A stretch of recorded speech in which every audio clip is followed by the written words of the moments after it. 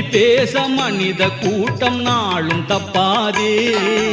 என்ன அறிவு இருந்திட்டாலும் பணம் இல்லாத ஆளை, என்ன அறிவு இருந்திட்டாலும் பணம் இல்லாத ஆளை உலகம் எந்த நாளும் மனிதனாக மதிக்க மாட்டாதே.